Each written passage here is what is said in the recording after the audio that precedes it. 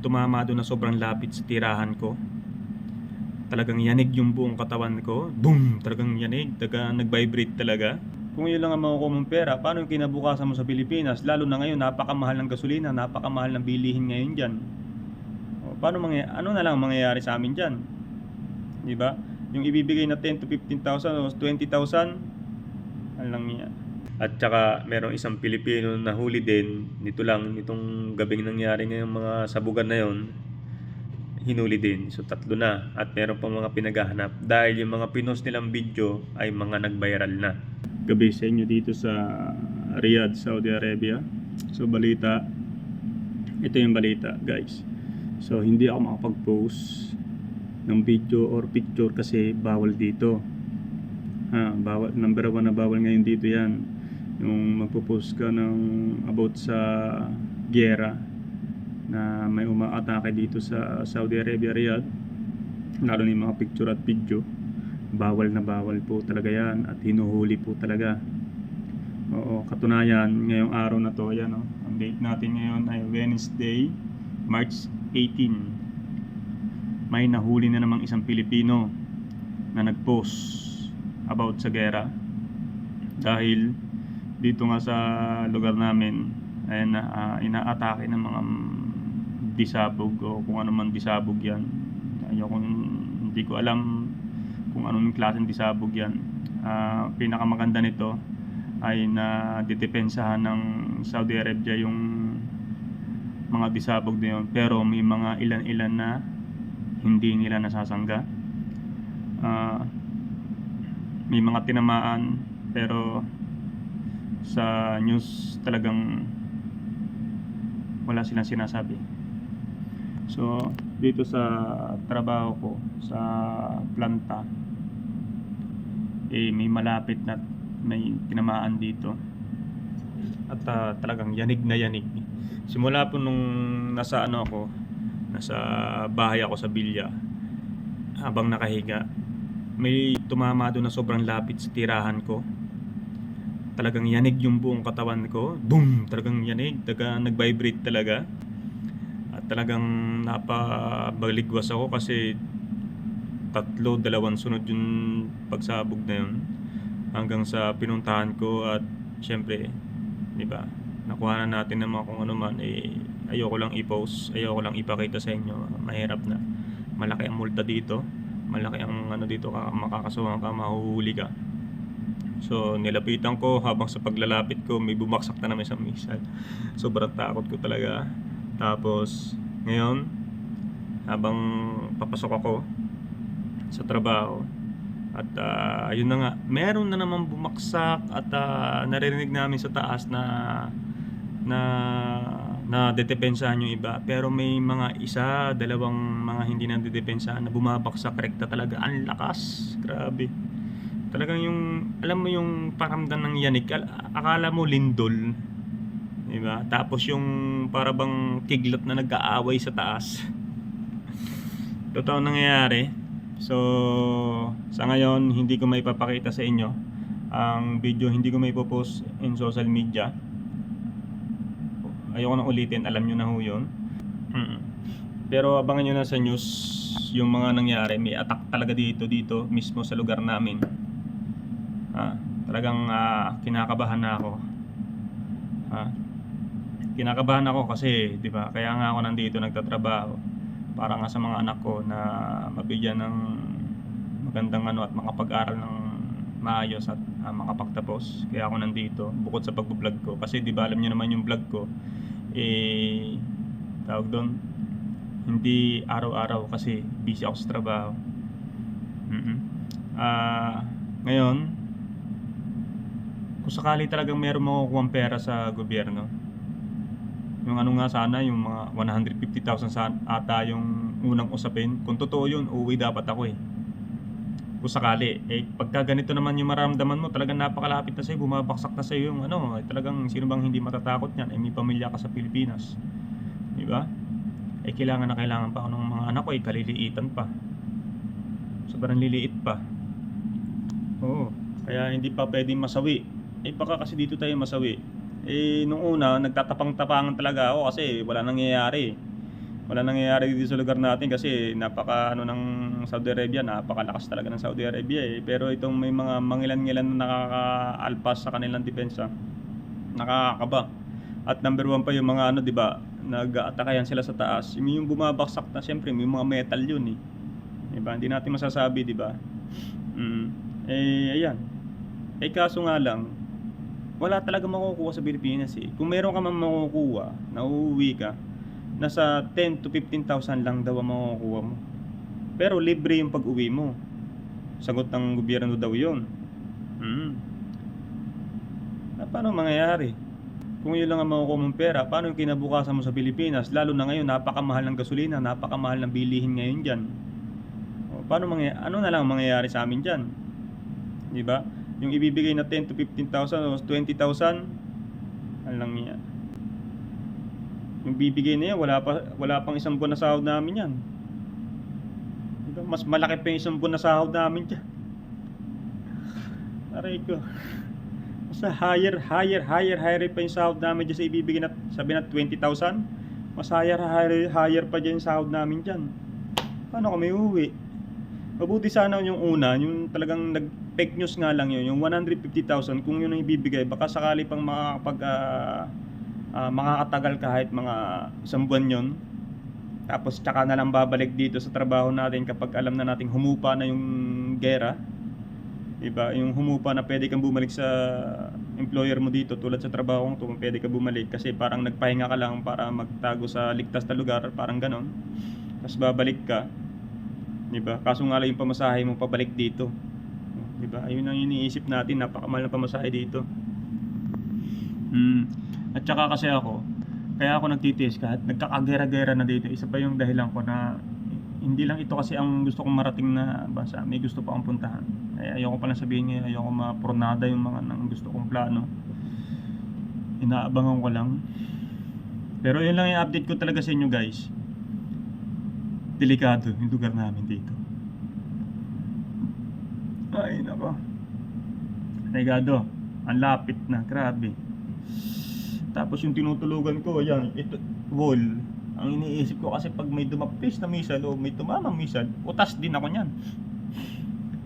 Tulad dito sa office, nasa gilid lang tayo ng wall, ay naririnig natin kanina dito, dagdag.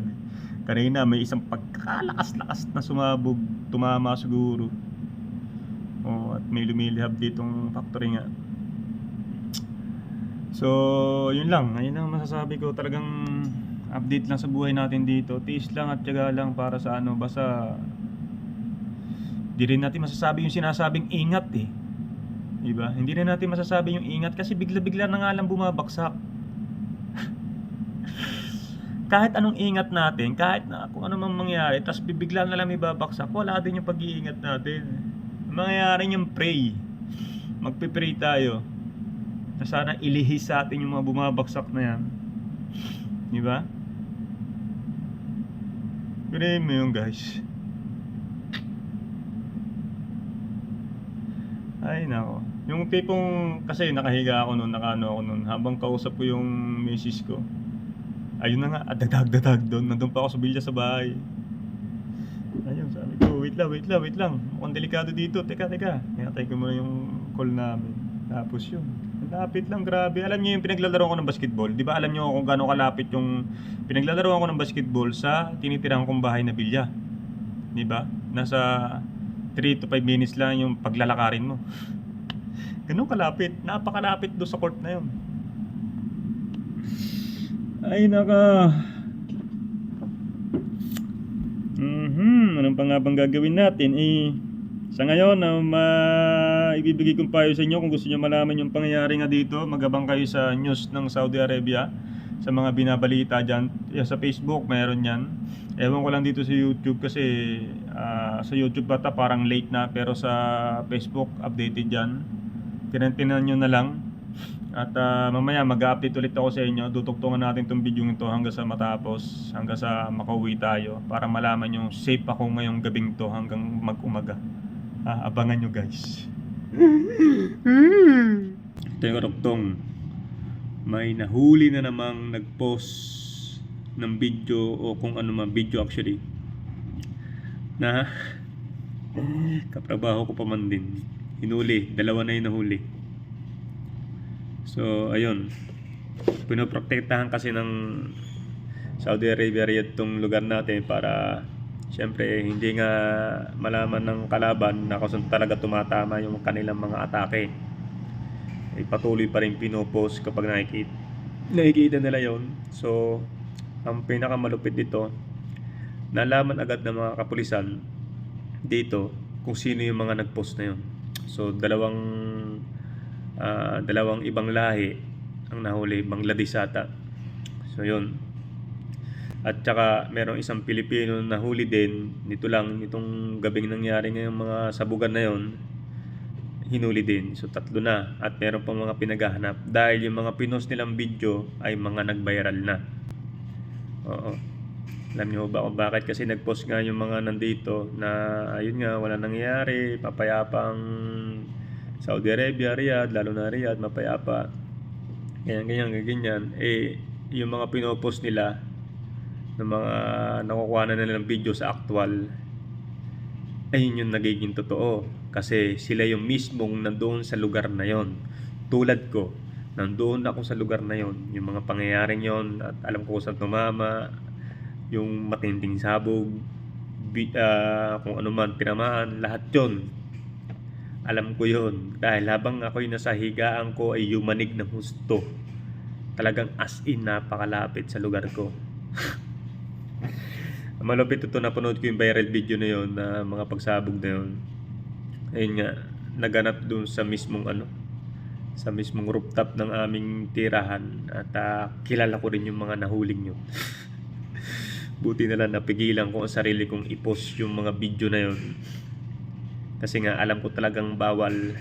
Kaya sa mga kababayan ko dyan, lalo na pag nandito kayo sa Middle East, sumunod na lang po tayo sa batas dito sa Middle East. Kung ano man pinapatupad nilang batas, sundin natin dahil wala naman tayo sa Pilipinas. Nandito tayo sa lugar nila. Dapat tayong sumunod sa batas nila. Kasi kung hindi tayo susunod sa batas nila at nakita nila na may post ka at nakita ka, nahuli ka, sure na sure ikukulong ka at bibigyan ka, tuturuan ka ng leksyon ng mga, kung hindi latigo, kung ano mang gagawin sa iyo para maturuan ka ng leksyon. At tapos doon, pagka nakulungan mo na yung ibibigay nilang kulong sa'yo, pauuwiin ka nila sa lugar nyo, yan, ganyan. So hindi na kayo makakabalik dito, as in ban na kayo. Ganun yung mangyayari. Hindi ko alam kung may multa din yon. Kung magkano yung multa ay hindi ko sigurado, kaya hindi ko masasabi sa inyo. So yun lang, Grabe, lumalala na yung tension dito sa Middle East, palala ng palala. At talagang hindi natin alam kung ano yung magiging reaksyon ng ating prince o hari dito sa ating kinaapakan lugar. At tayo'y tulad ko ay umaantabay lang din sa mga balibalita ng ibinabalita. So sa mga ibang balita naman na ibinabalita, may mga talagang hindi totoo at talagang may totoo. Tulad nga yung nangyari kagabi. Ayoko na lang mag-talk, baka ako'y damputin din. Basta masasabi ko lang sa inyo ay mag-ingat na lang tayo. Sabi nga ni Gaza, sino ba yung Gaza na yun? Yung dakilang chismoso, Martes ng Pilipinas, na wag tayong magpo-post video, picture na dito sa lugar na to, nasa mga pinangyarihan at mga nasabugan at kung ano pa man. Wag tayong magpo-post niyan dahil bawal talaga. Uhulihin talaga kayo. Dahil inilabas na rin yan dito, nilagay na rin sa batas na talagang bawal talaga. Sumunod na lang tayo dahil tayo ay dayuhan sa lugar nila. Sa mga nasa Saudi dyan, gusto nyo pag tumagal, kahit na nasa harap mo na yung sumabog, na videohan mo, wag mong ipopost. Wag. Bukod doon sa nasabugan ka na, may kaso ka pa dahil pinost mo nga yung video. Ganon. Ganon kalupit, Kasi ayaw nilang ipamalita, ayaw nilang ipaalam sa ibang daigdigan lugar na ganun yung nangyayaring tema sa loob ng kanilang kaharian. kanilang bakuran ay pinoprotektahan lang din nila para hindi malaman ng kalaban. Yun lang yung nakikita kong dahilan. At kung yung mga kapwa kong Pilipino na nasa Pilipinas, kung kayo po ay nag-aalala sa inyong mga mahal sa buhay na nandito sa Middle East, pwede nyo silang tawagan anytime, palagi. Huwag nyo lang tatawagan pag oras talaga ng tulog. Pag nagpaalam na sa inyo matutulog, bigyan nyo ng oras kasi tutulog yan. Kailangan matulog para may trabaho. Tulad na nitong nangyayari, may sumabog nga sa malapit sa bilya namin at ramdam na ramdam ko ang yanig talagang nagkaripasan ng tao, lahat ng tao ay nasa kalsada. Actually nag-video ako pero hindi ko na itinuloy yung video na yon dahil ayoko mangyari na mahuli ako dahil nasa video na yon para lang may mag-views. Hindi, ayoko nung ganon. So actually may video ako nung pinuntahan ko yung kung saan lugar, ganyan, narinig ko yung gumaganon, boom, ayun, malalaking apoy, malalaking sunog. Nakita ko yun. Pero may trabaho pa rin ako, may pasok pa rin ako. So pagpunta ko dito sa trabaho ko, pagbaba ko, mga ilang minuto, bugong na naman, sumabog na naman, may sumabog na naman. At yung iba talaga, nahaharangan nila, nadidepensahan nila. Pero may mga, ayun nga, may lumulusot na hindi natin masabi. Grabe, ganun pala yun, no? Pag nakita mo, ang bilis, bagag, lakas talaga guys. Dito na ako sa medyo malayo-layo na ng konti. Sa kaganapan na nangyayari yung basta mga 10 minutes to 12 minutes na biyahe pag nasa sasakyan ka. Ganun na layo. So, daramdam pa rin yung yanig. Pag alam mong yung tipong tumatama sa lupa, ayun. Lalo na doon sa Bila. Talaga, bunong talaga, parang lumindol. Kasi napakalapit. Kasi pinuntahan ko, nilakad ko yung mga pinangyarihan nyo. Biri mo, lalakarin ko ba yun kung malayo? Di ba? As in, di ko na tinuloy yung video kaya puro pagbumuha ko na lang ang nakikita nyo. Ito na lang, puro kwento na lang. Pero itong kwentong to ay may mga kaalaman. Dahil nga, yung nangyaring yun ay talagang as in doon lang sa Bila namin. Sa pool doon sa court na pinaglalaroan ko ng basketball. Ay, grabe. Ang punteriya talaga yung mga kung saan nanggagaling yung tulad nga ng Pinos de Gaza, kung saan nanggagaling yung mga power ng kuryente, lahat. Yun ang punteriya. Grabe itong Iran na to.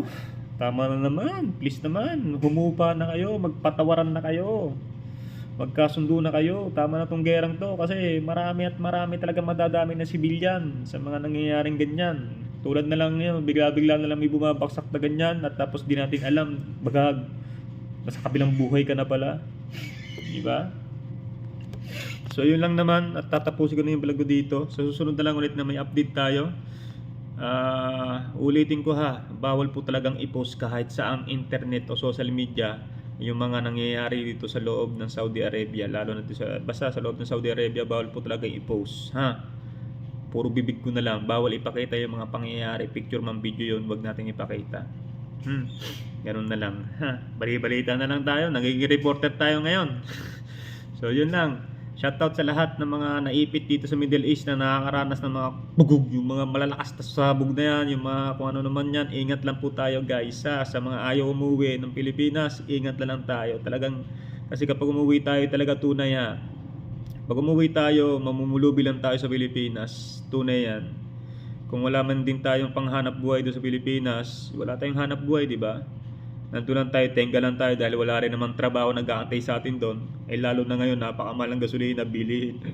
Pagkain, LPG, lahat nagmamahal yan. Kuryente, baka nga mag-blackout pa buong Pilipinas kasi nga maubusan tayo ng gas. Tiis-tiis sa mga ayaw umuwi. Sa mga natatakot na pwede naman talagang umuwi, tumawag lang kayo sa mga OWA, sa mga dapat tawagan para lang makauwi ng libre. Sa naghahangad na makakuha ng ayuda ng mga, yun nga, tulad ng sinasabi ko, huwag kayo mag-expect ng sobrang laki. Kasi paniguradong hindi kayang ibigay ng gobyerno natin yung sobrang laki na yan. Alam nyo naman ang nangyayari ngayon sa Pilipinas. Diba?